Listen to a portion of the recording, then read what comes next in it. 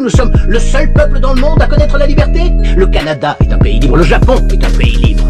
L'Angleterre, la France, l'Italie, l'Allemagne, l'Espagne, l'Australie et la Belgique sont des pays libres. Parmi les 207 États souverains qu'il y a dans le monde, 180 d'entre eux sont des pays libres. Enchaînons. Et toi, la fille à papa, écoute, juste au cas où tu t'aventurerais accidentellement dans un bureau de vote, il y a certaines choses qu'il vaut mieux que tu comprennes. Par exemple, qu'il n'y a absolument aucune preuve qui atteste que les États-Unis sont le plus grand pays du monde. Nous sommes 7e en ce qui concerne le taux d'alphabétisation, 27e en maths, 22e en sciences, 49e en espérance de vie, 178e en mortalité infantile, 4e en force de travail, 3e en revenu médian des ménages et 4e en exportation. Nous sommes premiers dans seulement 3 catégories. La proportion de citoyens incarcérés par habitant, le nombre d'adultes qui croient que les anges existent et les dépenses militaires qui sont plus élevées que celles des 26 pays suivants cumulés, dont 25 sont nos alliés. Alors bien sûr, rien de tout ça n'est la faute d'une jeune étudiante en journalisme. Mais ça montre malgré tout de manière flagrante que tu fais partie de la pire génération qui a jamais vu le jour dans toute l'histoire de ce pays. Si tu me demandes ce qui fait des États-Unis le plus grand pays du monde, la question est tellement conne que je n'ai aucune réponse.